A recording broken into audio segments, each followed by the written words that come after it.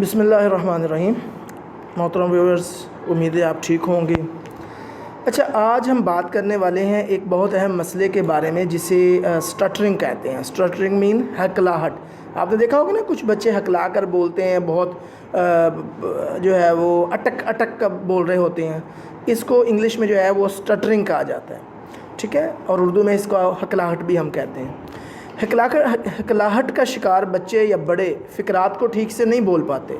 مثلاً فقرہ بولتے وقت الفاظ کو بار بار دہراتے ہیں، یا الفاظ کو لمبا کر دیتے ہیں، یا ان کے الفاظ کے درمیان میں پازز یا وقفے یا بلاکنگ آ جاتی ہے، یا بہت زیادہ وقفہ ڈال دیتے ہیں الفاظ میں۔ ہکلاہٹ یا سٹرنگ کا شکار لوگوں کو پتہ ہوتا ہے کہ انہیں کیا بولنا ہے، لیکن ان روانی کے ساتھ بولنے میں انہیں جو ہے وہ دقت یا مشکل محسوس ہو رہی ہوتی ہے، جس وجہ سے انہیں اپنی بات دوسروں تک پہنچانے میں دشواری ہوتی ہے۔ چونکہ سٹرنگ کی وجہ سے فرد کو اپنی بات دوسروں تک پہنچانے میں مشکل پیش آ رہی ہوتی ہے یا دشواری ہو رہی ہوتی ہے، یعنی وہ اپنی بات دوسروں تک ٹھیک طرح سے کمیونیکیٹ نہیں کر پاتا، لہٰذا اس بیماری کو کمیونیکیشن ڈس آرڈر کی کیٹیگری میں رکھا گیا ہے۔ اگر ہم DSM-5 کھول کر دیکھیں تو کمیونیکیشن ڈس آرڈر کی ایک جو مین کیٹیگری ہے، اس میں تیسرا ڈس آرڈر جو ہے وہ چائلڈہڈ آنسٹ فلوئنسی ڈس آرڈر ہے، یعنی سٹرنگ ہے۔ DSM-4 میں اس کو سٹرنگ کا نام دیا گیا تھا، DSM-5 اور 5 میں اس کو چائلڈہڈ آنسٹ فلوئنسی ڈس آرڈر کا نام دیا گیا ہے۔ یہ بیماری لوگوں کی کوالٹی آف لائف اور ان کے دوسروں کے ساتھ تعلقات کو خراب کرتی ہے، یعنی یہی نہیں، یہ بیماری لوگوں کی پڑھائی، نوکری اور دوسرے معمولات زندگی پر بھی بری طرح اثر انداز ہوتی ہے۔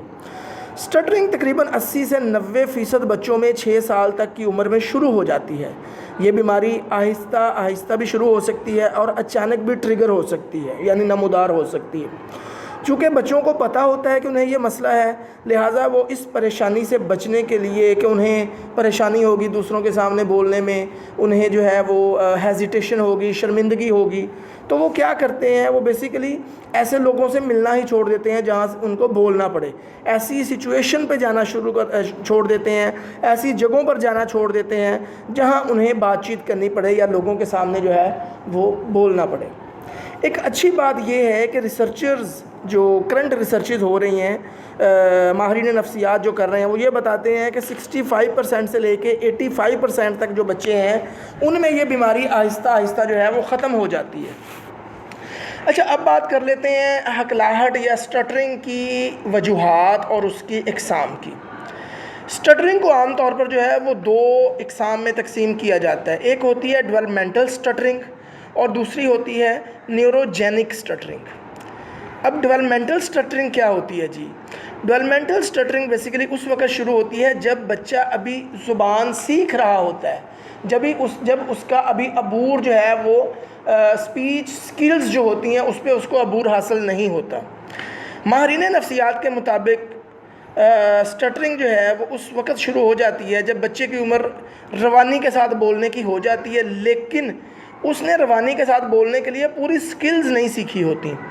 ہکلاہٹ کی اس قسم کی ایک بڑی وجہ فیملی ہسٹری بھی ہے، یعنی وہ جن بچوں کے والدین جو ہیں، جب ان کے ساتھ یہ مسئلہ ہوتا ہے اور ان کے آگے جو ہے وہ بچے پیدا ہوتے ہیں، تو ان میں بھی جو ہے یہ سٹرنگ کے ٹریگر ہونے کے یا ڈیولپ ہونے کے چانسز جو ہیں وہ بہت زیادہ ہوتے ہیں۔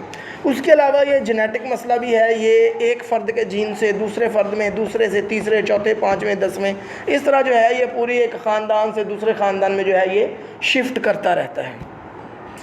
سٹرنگ کی دوسری قسم نیوروجینک ہے۔ اگر آپ اب اس کی کاز بھی دیکھیں، جیسے میں نے آپ کو پہلے بتایا کہ we are discussing the causes and the types of the stuttering, اس میں اب نیورو ڈیولپمنٹل سٹرنگ جو ہے وہ ایک ٹائپ بھی ہے، یہ ایک کاز بھی ہے۔ کیوں کازز اس میں کیا ہے جو میں نے ابھی آپ کو بتایا؟ ایک تو بچے جو ہے وہ پوری طرح سے اسپیچ لینگویج سکلز جو ہے وہ نہیں سیکھ پاتے اپنی عمر کے مطابق، تب بھی جو ہے یہ سٹارٹ ہو جاتی ہے۔ دوسرا اس کی کاز کیا ہے، اس میں نے ڈسکس کی ہے، فیملی ہسٹری بھی اس کی ایک کاز ہے کہ جن بچوں کے والدین کو سٹرنگ ہوتی ہے ان کو آگے چل کے ان کو بھی سٹرنگ کے چانسز زیادہ ہوتے ہیں۔ تیسری کاز جو میں نے آپ سے ڈسکس کی، دیٹ از جو transformation of the genes from one person to اندر۔ تو اس میں کیا ہوتا ہے کہ جینز جو ہیں وہ شفٹ ہوتے ہیں فیملیز ٹو فیملیز، تو اس میں جو ہے وہ جینیٹک ٹرانسفارمیشن کے ساتھ ساتھ جو ہے جینیٹک ٹرانسمیشن میں یہ جو چینج ہوتا رہتا ہے۔ اسٹٹرنگ کی دوسری قسم جو ہے وہ نیوروجینک ہے. یہ ایک قسم بھی ہے اور یہ ایک کاز بھی ہے. نیوروجینک سے آپ کو کیا پتہ چلتا ہے؟ بیسیکلی نیوروجینک میں یہ اسٹٹرنگ اس وقت ہوتی ہے جب کسی بچے کو یا بڑے کو کوئی گہرا صدمہ ہوتا ہے یا اس کو کوئی سر میں گہری چوٹ لگ جائے, یا اسے اس قسم کی اسٹٹرنگ میں دماغ کے مختلف حصوں کا آپس میں جو لنک ہوتا ہے وہ صحیح طرح سے برقرار نہیں رہتا ہے. دماغ کے حصے جو ہے وہ آپس میں کوآرڈینیٹ نہیں کر پاتے. ڈیفینیٹلی آپ کو پتہ ہے جب بچہ بولتا ہے تو دماغ کے بہت سارے حصے آپس میں کوآرڈینیٹ کر کے جو ہے وہ اسپیچ پروڈیوس کرتے ہیں, بچہ بولنے کے قابل ہوتا ہے. جب ہم نیوروجینک کنڈیشن کی بات کرتے ہیں, لائک چوٹ لگ گئی, صدمہ ہو گیا یا گہری چوٹ لگ گئی یا کوئی اور چیز جو برین سے ریلیٹڈ ہے, کوئی انفیکشن ہو گیا یا کوئی برین سے ریلیٹڈ کوئی اور بیماری ٹریگر ہو گئی, اس میں کیا ہوتا ہے بیسیکلی کہ بچے کے برین کے جو ڈفرینٹ پارٹس ہیں جو کوآرڈینیٹ کر کے مل کے آپس میں اسپیچ کو پروڈیوس کرتے ہیں, وہ کوآرڈینیشن کرنا چھوڑ دیتے ہیں, جس کی وجہ سے جو ہے وہ اسپیچ صحیح طرح سے پروڈیوس نہیں ہوتی اور اسٹٹرنگ کا جو ایشو ہے وہ ٹریگر ہونا شروع ہو جاتا ہے. اچھا جی, اب ہم بات کر لیتے ہیں چائلڈہڈ آنسٹ فلوئنسی ڈس آرڈر یا اسٹٹرنگ. بیسیکلی اب ہم اس کو چائلڈہڈ آنسٹ فلوئنسی ڈس آرڈر کہتے ہیں. پہلے ہم اس کو جو تھا وہ اسٹٹرنگ کہتے تھے, لیکن میں اسٹٹرنگ کا لفظ بار بار اس لیے یوز کر رہا ہوں کہ آپ اس سے فیملیئر ہیں. آپ کو جب میں اسٹٹرنگ کی بات کروں گا تو آپ کے مائنڈ میں فوراً سے چائلڈہڈ آنسٹ فلوئنسی ڈس آرڈر آنا چاہیے.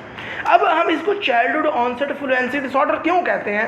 اسٹٹرنگ جو ہے وہ بیسیکلی بچوں میں بھی ہوتی ہے, بڑوں میں بھی ہوتی ہے, لیکن اس کا نام چائلڈہڈ آنسٹ فلوئنسی ڈس آرڈر اس لیے رکھا گیا ہے کہ جب اسٹٹرنگ 18 سال سے پہلے سٹارٹ ہو جاتی ہے تب ہم جو ہے اس کو چائلڈہڈ آنسٹ کا مطلب ہوتا ہے, آنسٹ کا مطلب ہوتا ہے شروع ہونا.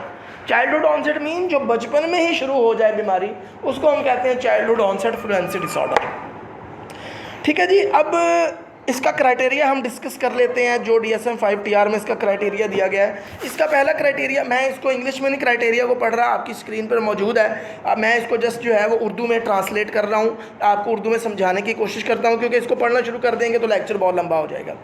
کرائٹیریا اے جو ہے وہ بیسیکلی وہ یہ ہے کہ اس میں بچے کے بولنے کی جو سپیڈ اور رفتار اور روانی ہوتی ہے ان کی عمر کے مطابق جتنی ہونی چاہیے اس سے کم ہوتی ہے. اب اس میں مندرجہ ذیل, اب جب روانی کم ہوتی ہے, سپیڈ کم ہوتی ہے, اس کے علاوہ جو ہے وہ مندرجہ ذیل جو ہے وہ اس میں علامات اور بھی ہو سکتی ہیں. مثلا ایک بچہ جو ہے وہ الفاظ کو بار بار دہراتا ہے, یا دوسرا کیا ہے الفاظ کو لمبا کر دیتا ہے. تیسرا پوائنٹ اس کا یہ ہے کرائٹیریا کا, ٹوٹے پھوٹے الفاظ جو ہے وہ بولتا ہے اور الفاظ کے اندر وقفہ پیدا کر دیتا ہے. چوتھا پوائنٹ اس کا ہے بولتے وقت بار بار رک جاتا ہے یا وقفہ دے دیتا ہے. پانچواں جو پوائنٹ ہے دیٹ از کہ جب جو الفاظ جو ہے وہ بچے کو بولنے میں مشکل لگ رہے ہوتے ہیں ان الفاظ کے متبادل الفاظ بولنا شروع کر دیتا ہے. چھٹا پوائنٹ اس کا ہے الفاظ بناتے وقت یا بولتے وقت پٹھوں میں کھچاؤ پیدا ہو جاتا ہے. آپ نے دیکھا ہوگا نا کہ جب جو اسٹٹر کر رہے ہوتے ہیں بچے, جب وہ بچہ بولنے کی کوشش کرتا ہے تو وہ بڑا ٹینشن میں ہوتا ہے, اس کے مسلز ٹینشن میں ہوتے ہیں. اگر آپ اس کی گردن کے پٹھوں کی طرف نظر ڈالیں تو وہ کھچاؤ کا شکار ہوتے ہیں. تو اس میں جو ہے وہ ایک فزیکل ٹینشن جو ہے وہ کریٹ ہو جاتی ہے. ساتواں پوائنٹ اس کا جو ہے ایک ہی لفظ کی تکرار, جیسے اگر میں نے بولنا ہو کہ آئی ایم, اگر مجھے اسٹٹرنگ ہے تو میں نے بولنا ہو کہ آئی ایم, تو میں کیسے بولوں گا اس طرح کر کے, مطلب آئی بولتے وقت میں اتنی دفعہ بول دوں گا اور فزیکل ٹینشن کریٹ ہوگی کہ میں اس کو آئی کو کئی دفعہ بول دوں گا, آئی کر کے آئی ایم. جب وہ میں ایک لفظ کمپلیٹ کروں گا اگلا لفظ ہو سکتا ہے میں وہ ایزیلی آرام سے بول دوں. تو یہ تھا کرائٹیریا اے, اور اس کے جو ہے وہ میں نے بیسیکلی 7 پوائنٹ جو تھے وہ انیشلی وہ ڈسکس کیے ہیں. اب کرائٹیریا بی اس کا کیا ہے؟ کرائٹیریا بی میں یہ بتایا گیا ہے کہ اسٹٹرنگ کی وجہ سے بچہ دوسروں کے ساتھ بات کرنے سے گھبراتا ہے, اسے انزائٹی ہوتی ہے. اس کے علاوہ مختلف سرگرمیوں میں جو پارٹیسپیشن ہے, جو شمولیت ہے اس کی, وہ نہیں کرتا. کیوں؟ کیونکہ اسے انزائٹی ہو رہی ہوتی ہے. اس کو پتہ ہوتا ہے کہ میں کھیلنے بھی جاؤں گا تو میں صحیح طرح سے بول نہیں پاؤں گا تو لوگ مجھے جو ہے وہ میرا مذاق اڑائیں گے, اس سے انزائٹی ہوتی ہے اس کو.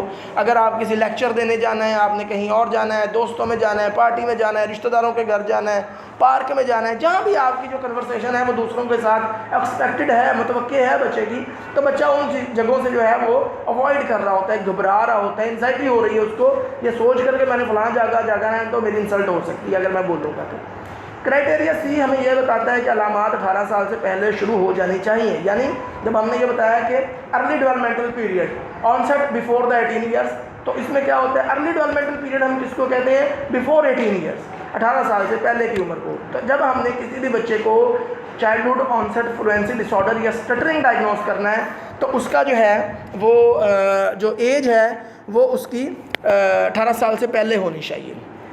کرائٹیریا ڈی جو ہے وہ ہمیں یہ بتاتا ہے کہ آپ اس بچے کو اس وقت COFD یعنی چائلڈہڈ آنسٹ فلوئنسی ڈس آرڈر ڈائگنوز کریں گے جب اسٹٹرنگ کا مسئلہ نہ کسی میڈیکل کنڈیشن کی وجہ سے ہو، نہ کسی نیورولوجیکل کنڈیشن کی وجہ سے ہو، نہ کسی سینسری ڈیفیسٹ کی وجہ سے ہو، نہ کسی موٹر ڈیفیسٹ کی وجہ سے ہو۔ اب آ جاتے ہیں جی اس کے علاج کی طرف کہ اس کا علاج کیسے کیا جائے گا۔ اسٹٹرنگ اچھا یہ بات یاد رکھیں کہ اس کا علاج مریض کی عمر اور دوسرے فیکٹرز پر جو ہے وہ منحصر ہوتا ہے، ڈیپینڈ کرتا ہے۔ علاج کے لیے ضروری ہے کہ اسپیچ لینگویج پیتھولوجسٹ یا اسپیچ تھراپسٹ کے ساتھ رابطہ کیا جائے، کیونکہ یہ وہ ایکسپرٹ لوگ ہیں جن کو اس مسئلے کے حل کے لیے جو ہے وہ مطلوبہ انفارمیشن پر عبور حاصل ہوتا ہے۔ یہ جانتے ہوتے ہیں، وہ جانتے ہیں کہ کون سی ٹیکنیک جو ہے وہ کس بچے کے ساتھ یوز کرنی ہے۔ اچھا جی بچوں میں جو ہے وہ اس علاج کرتے وقت جو ہے مندرجہ ذیل چیزیں جو ہے وہ ضروری ہیں، آپ بھی ان کو گھر پہ اپلائی کریں، ٹھیک ہے۔ سب سے پہلے کیا ہونا چاہیے، بچے کو پرسکون گھر کا ماحول مہیا کیا جائے اور بچے کو بولنے کا موقع فراہم کریں، ایک خاص وقت مخصوص کر لیں کہ جس میں آپ نے بچے سے بات چیت کرنی ہے تاکہ بچے کی انزائٹی جو ہے وہ ختم ہو۔